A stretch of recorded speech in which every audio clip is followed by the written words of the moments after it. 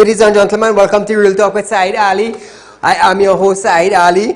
I do want to thank you for joining us tonight. Remember, share our live stream. Keep in mind we have our devices, drive that we are keeping for the youngsters. So make a contribution, viewers. You can get in touch with me at 2386716 or 3391670 to make a contribution. Remember, you can win an all-inclusive trip for two to Tobago. So please make a contribution, viewers.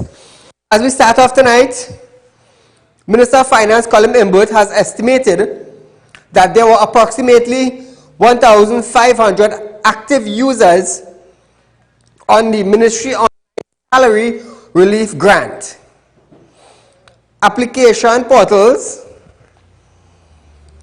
at any one time during the day when it was launched on Wednesday. Imbert stated that on the first day, the online salary relief grant application portal was launched at the Ministry of Finance. There was 40,000 visitors to the portal, with as many as 1,500 active users online at various times in the day. The ministry said applications who do not own or have access to a computer can ask the MP or local government councillor for assistance. So if you are an applicant and you don't have a computer, you don't have a device, whatever it is, you can ask your MP or your local government councillor for assistance. The application process will close on May 31st at midnight and is available on online only. Caller, good night. Go right ahead, my dear. I would like to find out, once we are paying them clear loan, what happens if we work and save and do everything?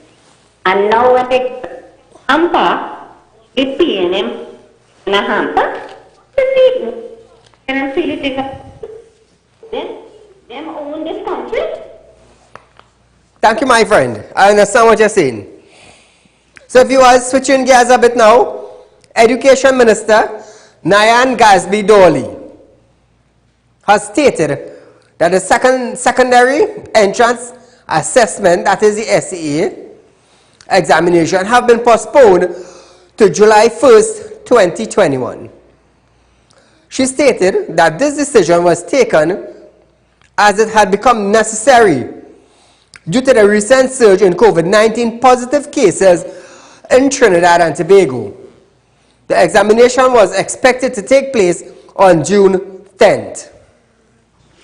The Ministry of Education wishes to announce a change in the date of the SEA, formally scheduled for June 10th, 2021.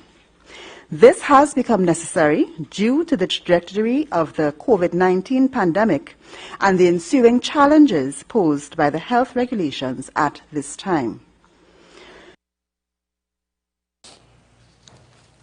Now, viewers, speaking at the post-cabinet press briefing conference today, Gasby Dolly noted that in April 2021, the Consultation Association agreed that a reasonable alternative to the June 10 date for SEA was July 1st, 2021. In the consultations of April 2021, the Trinidad and Tobago Unified Teachers Association, Principal and Parent Associations, along with the nominational boards, agreed that a reasonable alternative to the June 10th date for SEA was July 1st, 6 weeks from today, which, based on the current regulations, should allow the elapse of enough time for the rate of infections and active cases to be reduced to a level deemed reasonably safe for the conduct of the examination. Gasby Dolly said, while the examinations are important, they are not more important than the health of the population. Therefore, SEA will be postponed to July 1st, 2021. Therefore, based on the health considerations as explained, and mindful of the mixed views on the matter of the SEA date, and with the number one priority being the safety of our citizens, the government has taken the decision that the SEA should be postponed to Thursday, July 1st, 2021. While the examinations are important and all preparations are being made for their safe conduct, they are not more important than the health of the population, and the latter will not be sacrificed for the sake of the former. Hola, good night. Good night, Saeed. Today's Fire Thursday. All right, listen to this. Bacchanal Thursday. Bacchanal, nice. Oh, listen to this. I look at our press conference, and you know, they're saying there's vaccine hesitancy. The new faces they put Dolly, they put Brown, and somebody else. I thought they were hesitant to make contributions. They mumble, and they stumble. I think to say they're trying to give us a different demeanor in the press conference because I think they're messing everything. So that I think there's a press conference. The other thing I wanted to know, the small man, what is your they call UNC office to get help? You know what they want to do that for? To discriminate. Once it comes through a particular office, MP office, you know what they're going to do? They're going to reject it. Because I listened to the opposition leaders say they haven't identified MP office as an essential service. So what is small man saying? They're going to change that in Parliament during the debate. So everything around. The other thing about all these vaccines we're getting, I suppose vaccine hesitancy up there, but it's something more to the motor and the pet. Listen to this. There is something that has happened in Trinidad, and I am calling it formal diplomacy. And what I mean by formal diplomacy, you see our leader, due to his foul mouth, we have gotten into this position. He'll look up the United Nations representative. He'll run Mandela. Mandela had nothing to say that. I think he's ambassador. And then look how we treat the High Commissioner of India who given us. So that is formal diplomacy. You know what he does? He had to do two things. He's using other people because the PNM trying to damage control. He's getting other people within the forum of the PNM to get it. And I believe the Manins had an interest in getting that vaccine from Trinidad because they were very, very close to Gonzalez. Remember Gonzalez, they're like, this fella? Correct. The Gadaha fella. And you know what Gadaha mean? And the other thing they had to use, they had the tools in the PNM to get it from Biden, you know. They had to use hog-up diplomacy. And what I mean by hog-up diplomacy, you remember a lady by the name of Schoon? What she did when Obama come to Trinidad? And she ran and hug him up. So I show Obama go remember that. So they use her, make a call to Obama and Biden's partner, and see something that happened there. So the PNM doing damage control to get vaccine, all about things. Nobody wants to work with our Prime Minister, so he can't approach them direct. You listen to the stumbling Foreign Affairs Minister. He stumble, he mumble, and he mumble. I'm going to have a nice night. Thank you, my friend. No, but today press conference was, boy, I really don't know, you know, it's like little children was on a press conference.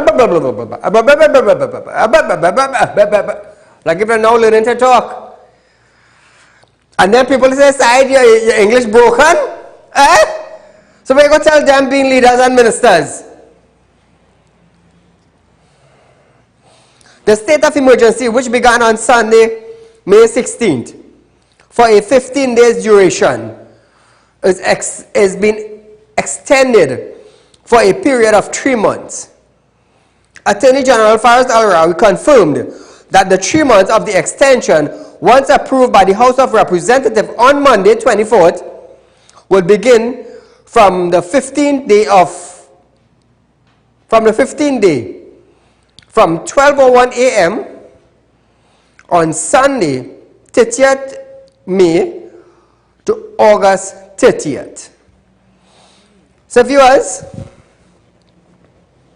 if it is confirmed, it will be a 3 months extension. He said the resolution for the 3 months extension requires a simple majority of the House of Representatives on Monday at 1:30 p.m. to debate the two motion. Well, you know, a simple majority. UNC bye-bye. UNC bye-bye. You don't really have no say. If you exit the house, you ain't have no say. If you're in the house, you ain't have no say. Because the PNM administration in the House of Representatives, there will be a simple majority. Boom, the extension passed. Proclamation is already in effect. It is already in effect. The second motion would ask that the House to approve the extension of the state of emergency for 3 months. According to the order paper, both motions will be piloted by the Prime Minister, Dr. Keith Rowley. Kitos. Sure, now I say it, Kitos. Call a good night. Pleasure, good night, Mr. Ali. To you, my friend, go right ahead. You're live on Real Talk. Something I the Minister of Education stand.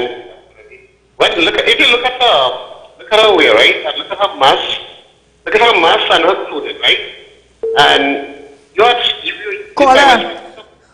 Caller, we do apologize, but if you could call in back, we will be glad to hear what you have to say. We do apologize for that.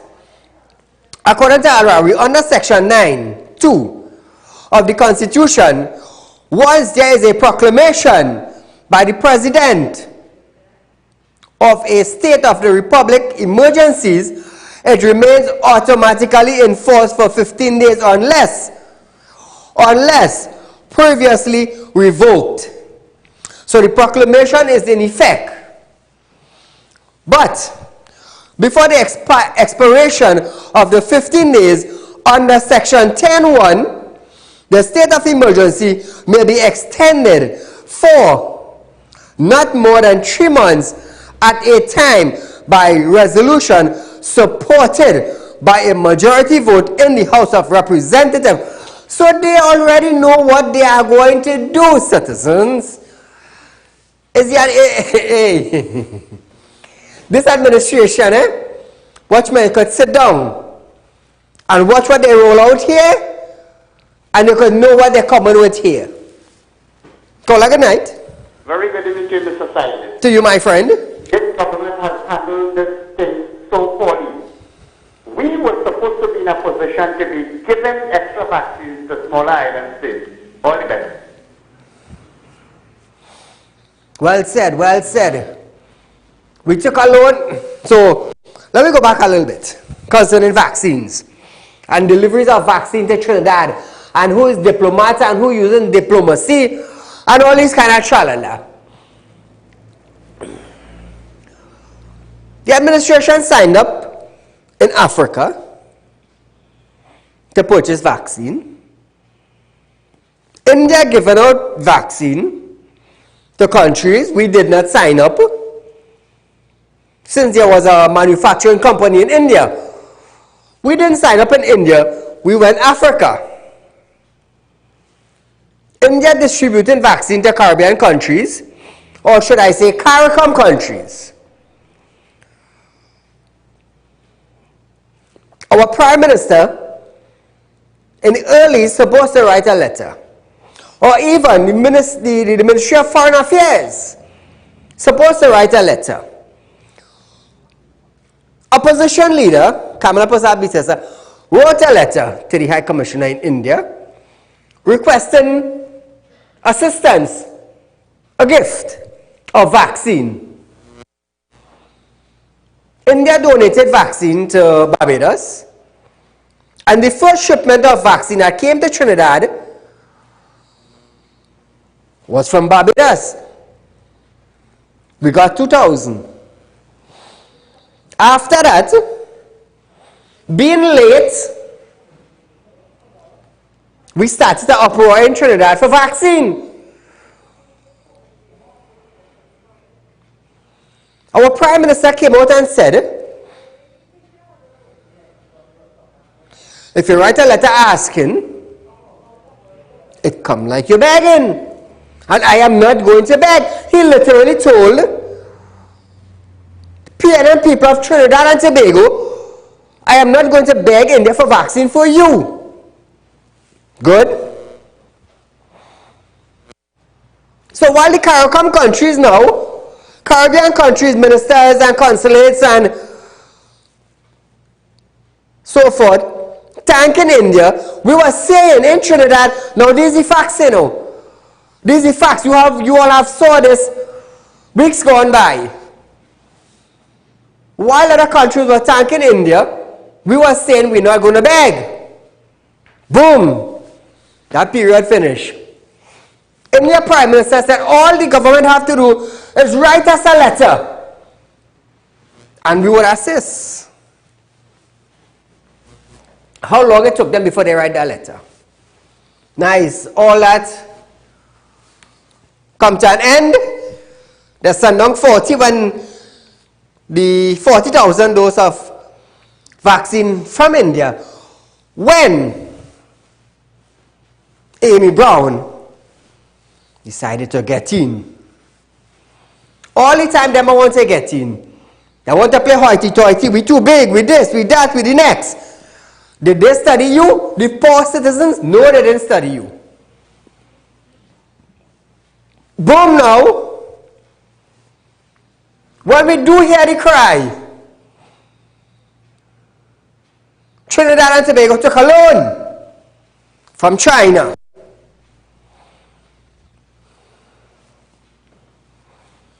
When they took the loan from China, Chinese government made it very clear that 15% of that loan that Trinidad took from China have to go back for raw material. Okay? What we did? We bought vaccine. 15% of the $204 million they took was 26 million. Was 26 million now? 26 million, eh? Between 26 to 28 million dollars. I just given you a rundown, viewers. And in purchasing that vaccine, so before the sales agreement, they signed a non-disclosure agreement. So the citizens of Trinidad and Tobago, or should I say, the interested parties in Trinidad and Tobago who monitors the spending of taxpaying citizen dollars in Trinidad and Tobago, because of that we don't know, we won't be able to know how much money the government spent on vaccine. But what we know, they took a loan, $204 million, 15% of that went back to Chinese counterpart. I would say $26 million, between $26 to $28 million for vaccine, but yet we cannot know how much they pay. I am just suggesting that. So in purchasing this vaccine now, we were gifted with 100,000 doses of Sinopharm vaccine, which landed in Trinidad yesterday. Now,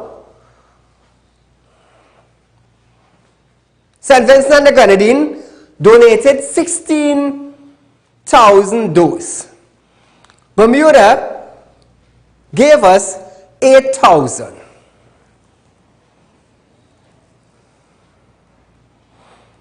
We have 1.3 million people in Trinidad and Tobago. Did we cross 200,000 doses in Trinidad as yet?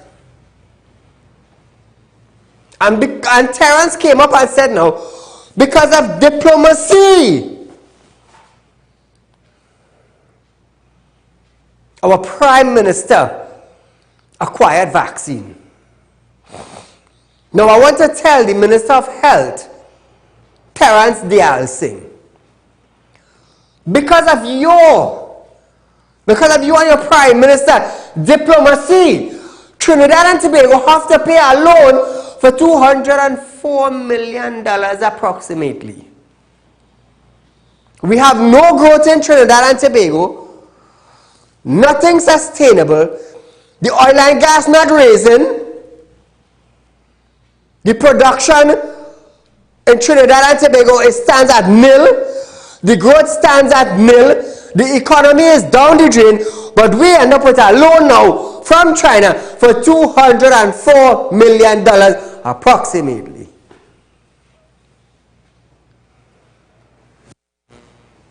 How are we moving forward to pay this?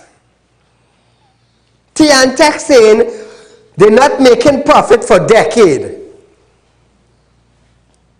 WASA wants to go on a budget cut.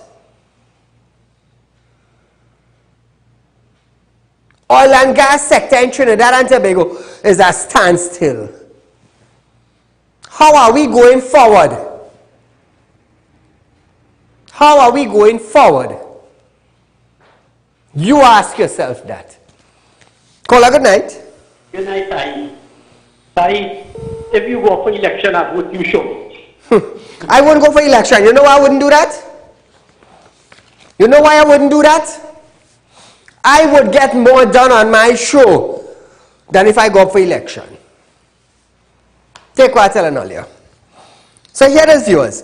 St. Vincent and the Grenadines have donated 16,000 AstraZeneca vaccine to Trinidad and Tobago. Trinidad and Tobago were good. They were good to St. Vincent and the Grenadines when they had the volcano.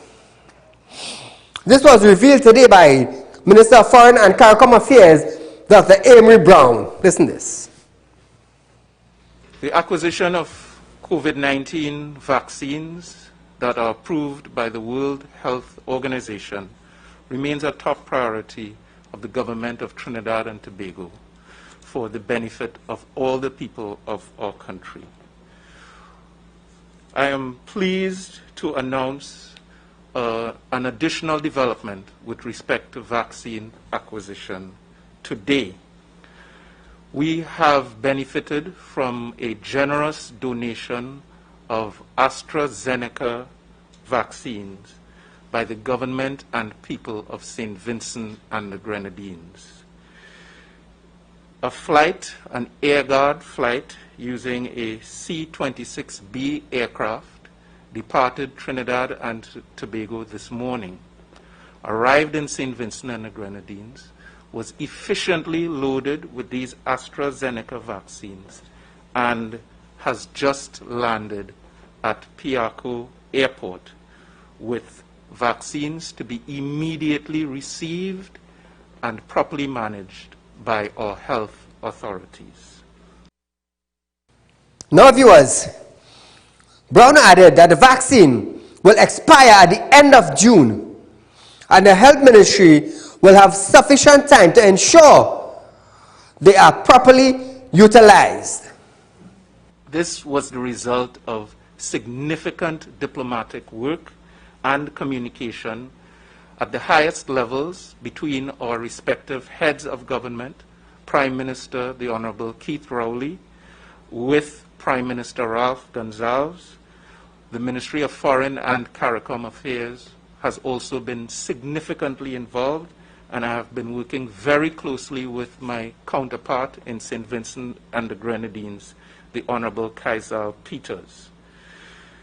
These vaccines will expire at the end of June, and the Ministry of Health has indicated that they would have sufficient time to ensure that they are fully and properly utilized for the benefit of the people of Trinidad and Tobago. 100,000 Sinopharm vaccine as gift from China, 2,000 from Barbados, 40,000 from India, 40 from India, 100 from China, that's 140. 2,000 from St. Vincent, from Barbados, 142. 16,000 from St. Vincent, 40, 50,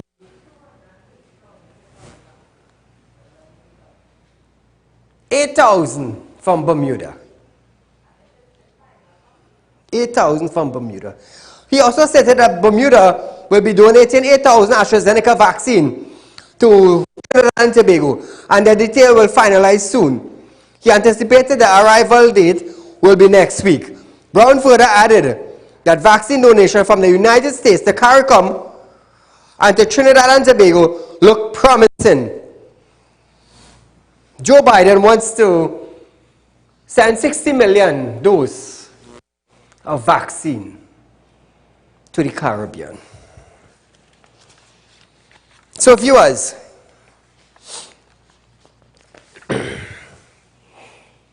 the $204 million US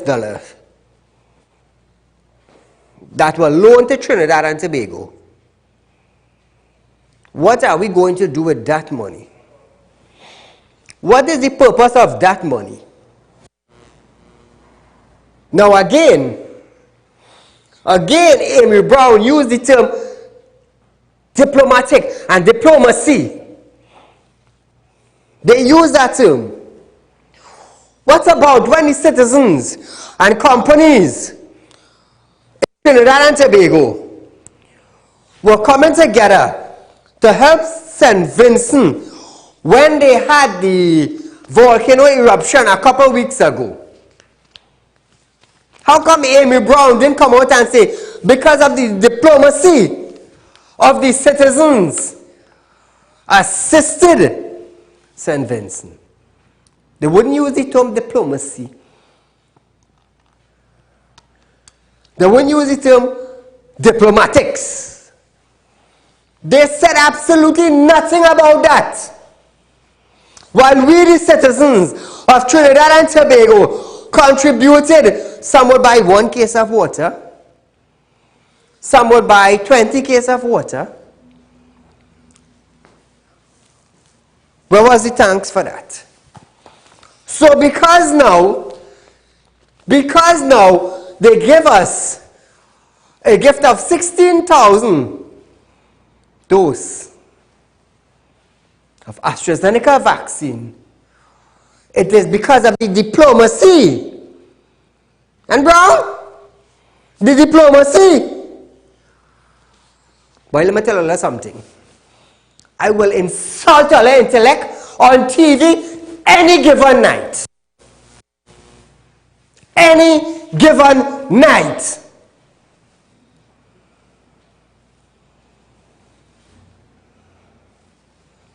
Call good night. Good night, sir. Go right ahead. How much people have in this country in Trinidad and Tobago? About 1.5 million, right? Approximately, yeah, give and take Spanish illegal immigrants in Trinidad and Tobago, approximately 1.5 there. Right, you have 1.5 million people in this country. How much vaccine coming in this country? About 200,000? Less than that. Right, less than that. So when we look at something here, all of this promotion and all of this money spent for vaccine, and look how little bit coming in this country, at what time and how soon it expiring. When are we going to solve the problem in this little island for everybody in this country? This vaccine system that's going on here is a money-making issue with the government. One. Then they come out and say that the pandemic party was Alibaba and the coach. It look like that resurrect back in this government. Good night. I understand what you're saying. Let me tell you something, eh? When the horse passed the cat, then they started to act.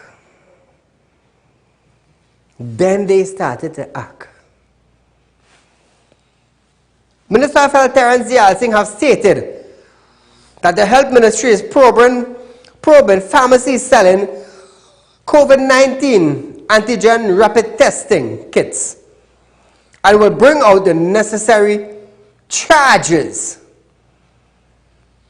He was questioning on a pharmacy selling antigen rapid testing kits, and the sale were advertised on social media platform. Singh stated that the penalty for such sales is a fine of several $100,000 plus 6 months in jail. The issue of the pharmacy and the rapid antigen test, I had a specific discussion with the Chief Medical Officer this morning. that we are going to be investigating all of these and bring the necessary charges to bear. The charge under the public health regulations, I believe, is a couple $100,000 and 6 months in jail. We are taking this very, very seriously, so thank you for raising those two important issues. So what I had to tell you tonight, Mr. Dialsing, is when you go to a private hospital now, and you had to pay for your testing now, $2,000 and $3,000, what are you going to do with them medical centers? Are they getting away? I'm asking you, what are the charges for that? You want to charge the pharmacy for selling the kits.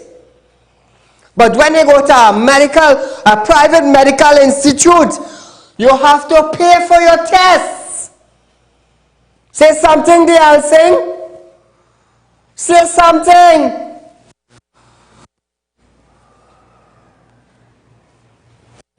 Say something. I'm waiting for your response.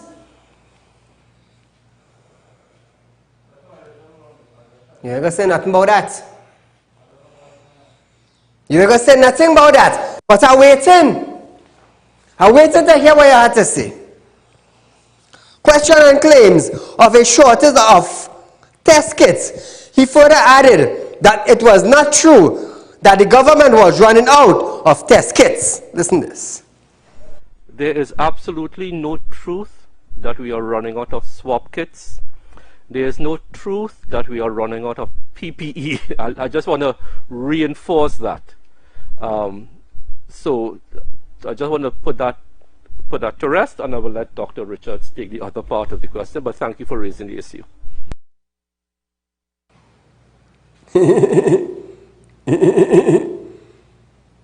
It is untrue.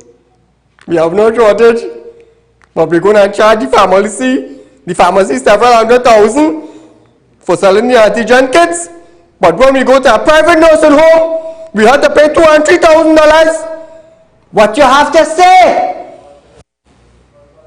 But let me tell you, like I said, I will insult all the intellect given any time on television. Anytime. Are you mad? Well, I crazy. Are you dotish? Well, I stupid. And we're going down the road, right? On whether pharmacy would be allowed to vaccinate persons, Dialsing said his ministry legal advice was that pharmacies could not do so, but noted the Attorney General, Faris Al-Rawi, would look into it. Caller, good night. Good evening, sir. My friend. Right, in 2009, the then President of America, Obama, visited Trinidad and Tobago. Yes. For the Head of America's meeting. Joe Biden was the Vice President at that time. Yes. So, Rowley, as the Head of CARICOM and the Prime Minister of Trinidad and Tobago, what kind of relation, diplomatic relation, does this man have after a Vice President becomes President now, who we had a relationship with America at that time because correct. Patrick Manning was the Prime Minister at that time. Yes, yes. So we had to ask ourselves, what type of diplomatic relationship Trinidad have now under Rowley with America? That this situation taking place in the country right now, and instead of him having the authority to take up a phone and make a direct phone call to the President of America, who was the Vice President when at the time, when this man visited Trinidad and Tobago. You tell me, as the Head of CARICOM and the Prime Minister of Trinidad and Tobago, you have people in some embassy where Trinidad is in a crisis right now, making negotiation to get some assistance from America that we cannot get 1 million doses of the Pfizer vaccine in Trinidad and Tobago, and they don't have the money because they borrowed the money from China. Correct. Something cannot be right, because we can have some third party negotiating with America to see if they could get Pfizer vaccine in America. When you had a president of the United States in Trinidad and Tobago, so we cannot be this just non-existent country that probably do exist. You were here in Trinidad and Tobago. You were the vice president at the time when the president visited Trinidad and Tobago. Why it is we cannot have that kind of diplomacy to make a phone call, to take up the phone at the head of CARICOM and say, Mr. Biden, right now, we are in a very dangerous situation in Trinidad. We want to purchase, because let me tell you something. In America right now, they're begging people to take vaccine. They're giving people free shopping spree. Yes. They're going to football games and all kind of things just to take the vaccine. Yes. So it doesn't like there's any shortage of vaccine in America. When we could just get 1 million vaccine and be out of the situation. But then again now, they borrow money, they're going into a further 3 months lockdown. Who gets in this money? How they spending this money?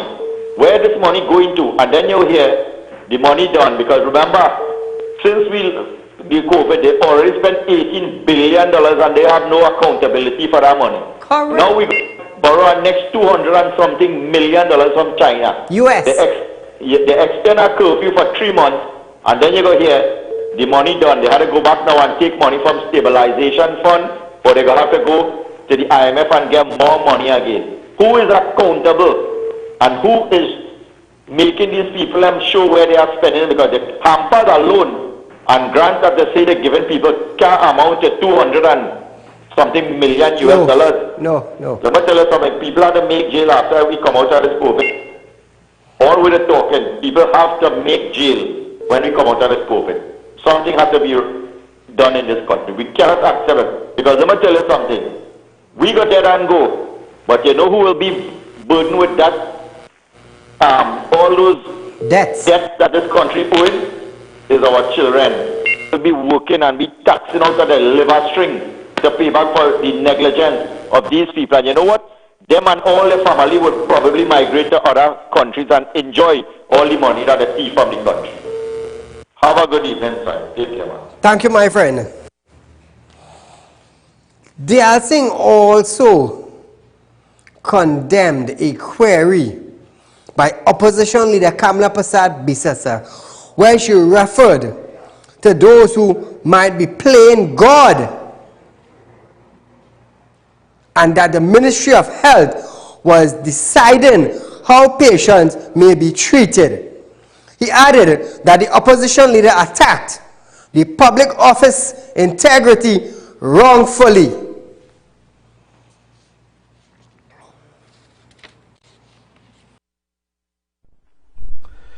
And now to be dragged into the political foray where I am quoting the Newsday today. Medical personnel are playing God with lives, determining who lives and who dies. Is it that some people are seeing themselves as God? This comment is bringing our public officers into odium. The government has not, will never ought to direct the clinical decisions made by a doctor or nurse. Every time we think that we can't sink lower, we seem to find the strength to do that. But they are seeing you talking about Kamala. And you come out in a media briefing and insulted the citizens of Trinidad and Tobago, telling them that the average citizen, allegedly saying the average citizens of Trinidad and Tobago don't know how to put on a mask. Didn't you tell us that? You talking about Kamala relating to the public health workers, but you insulted the citizens of Trinidad and Tobago by telling us we don't know how to put on a mask. We could bust a jersey and tie it wrong we face. That's what you say. So what are you talking about, Kamala? You told us that. You insulted our intellect. That is what you did.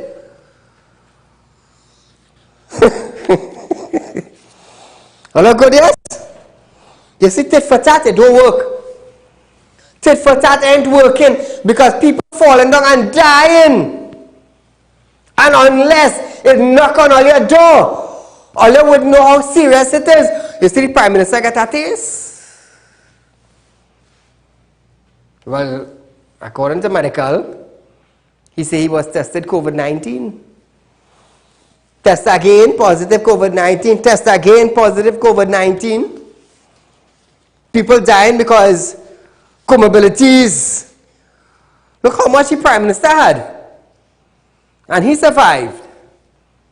So I had to say, God have been good to him. Call a good night.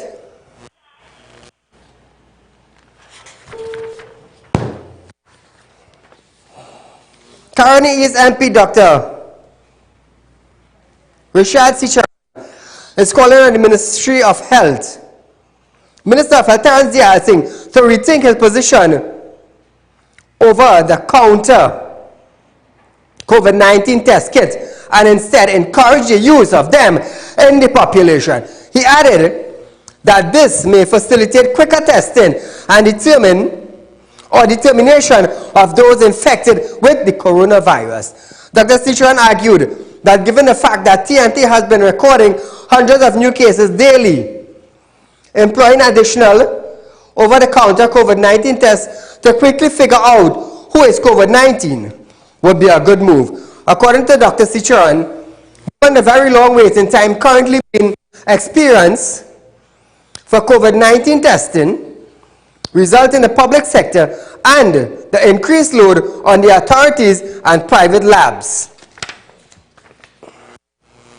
Exactly 3 months after Trinidad and Tobago was commended by the World Health Organization, Director Dr.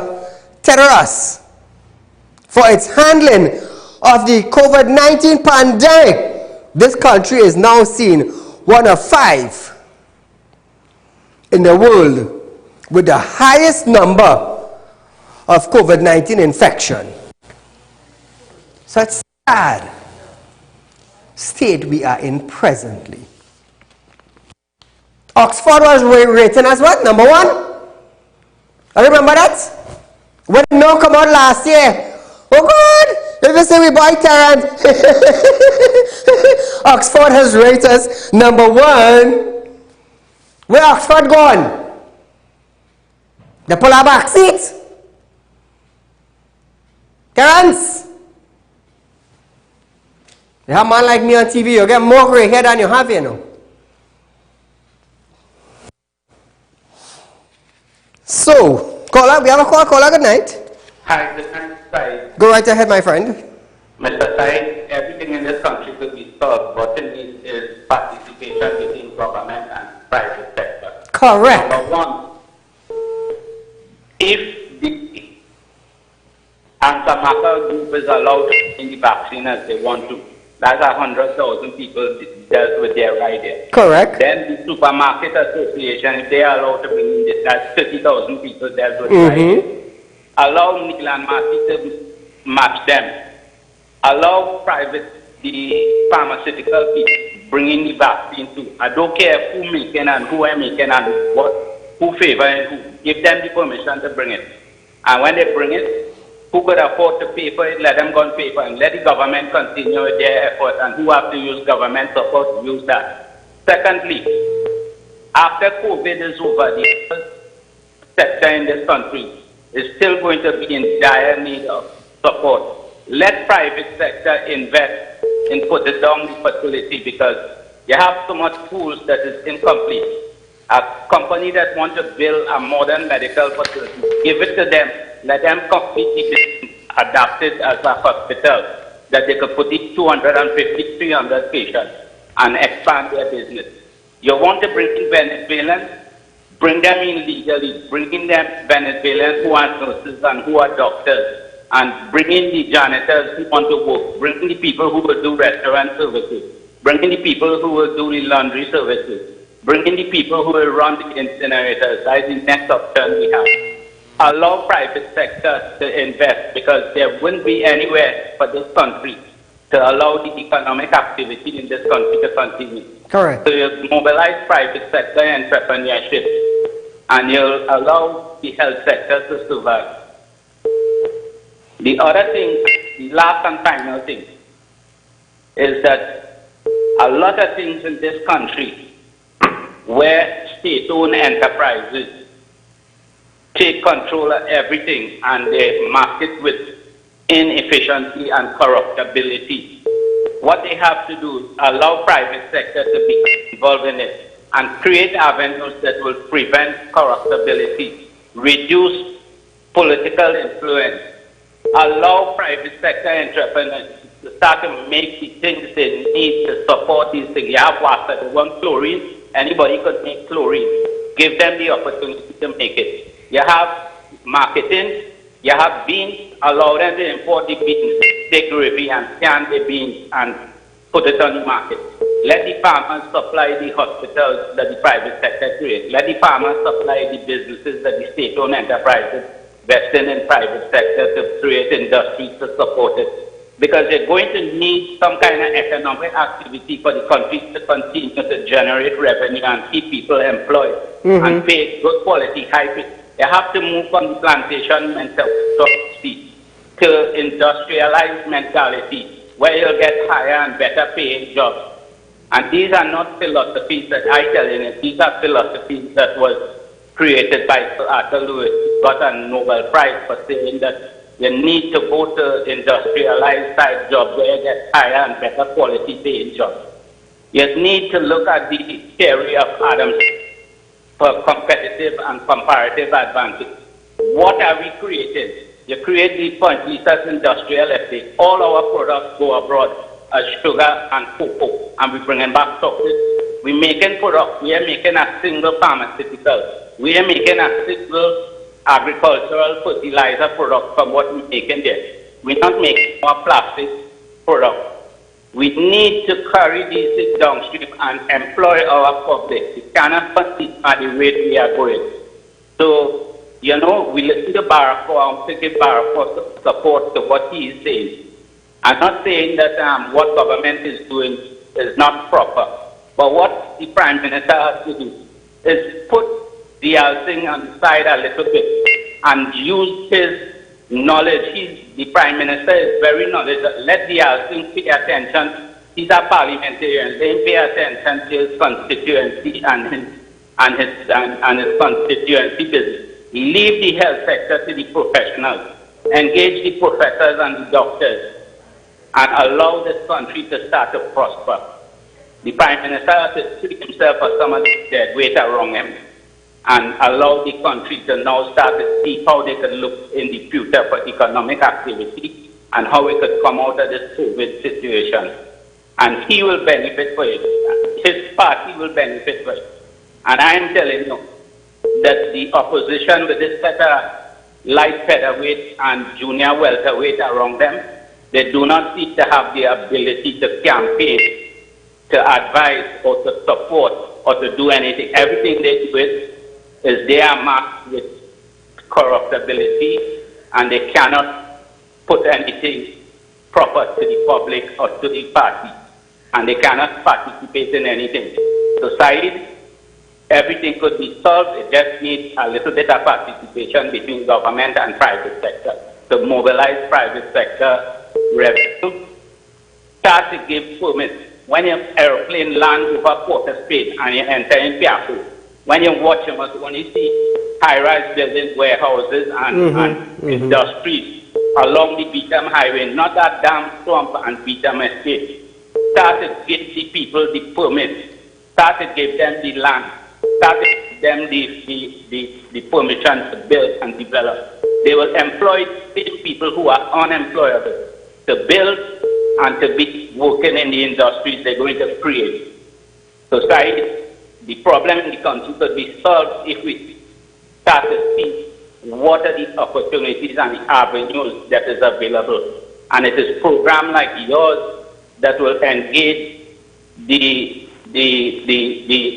originality and thought and thinking out of the box of the public, that when government hits, they can start entertaining and start to look to make some changes.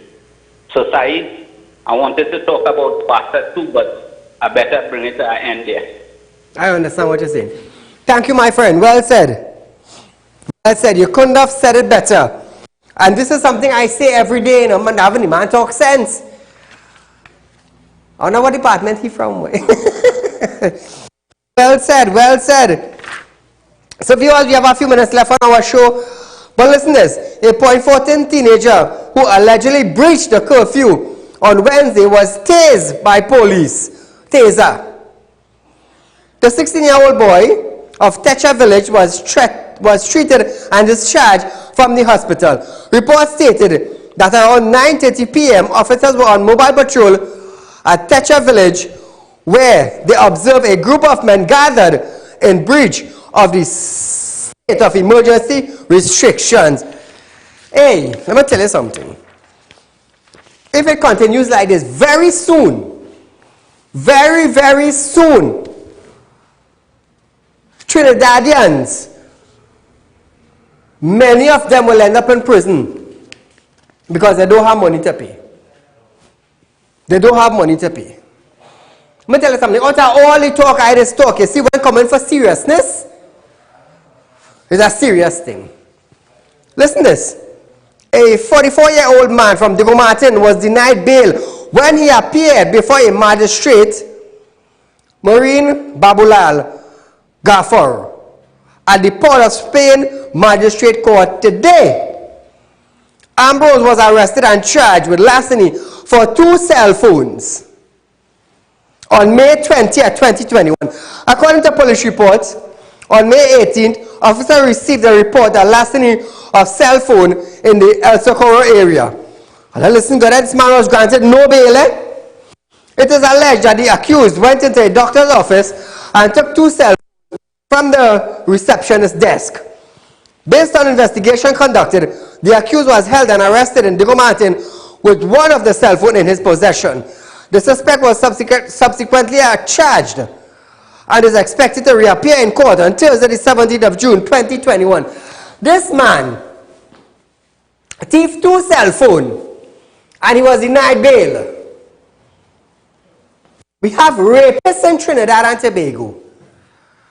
You're raping young women. You're abusing them. You're battering their body. And when they go in front of the magistrate, 20,000 bail and go walk the road. But this man went in a doctor's office, picked up 2 cell phones, and he was denied bail.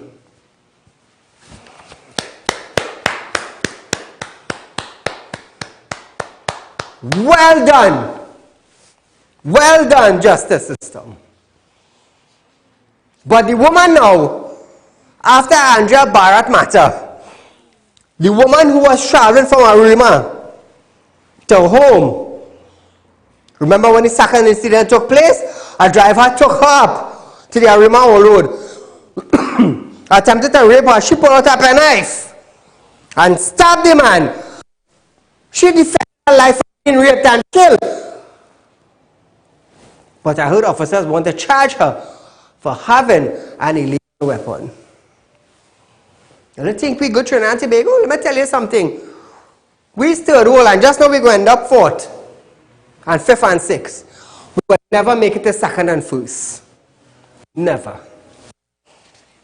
So viewers, it's a Bacchanal Thursday tonight. Remember, tomorrow is Friday. We have our relationship segment tomorrow. And I will be asking a question tomorrow night on Real Talk relationship segment. How can a man satisfy a woman? How can male satisfy a woman? No matter what you do, You're getting and you're walking out. So viewers, until we meet again tomorrow night, right here on Synergy Television from 7 to 8 p.m. Remember, I do have a drive that is going on. We are collecting $500 to $600 to buy 125 devices to give the children so that they could go online and do their lessons. So viewers, please make a contribution. It is important. It is important. We are talking about education with little ones. With little ones. 2386716, 2391670. Please make a contribution. Until we meet again for another episode of Real Talk with Saieed Ali on Friday Night Real Talk Relationship segment. Be safe, enjoy the night, sanitize, social distance, take all the precautions. Good night.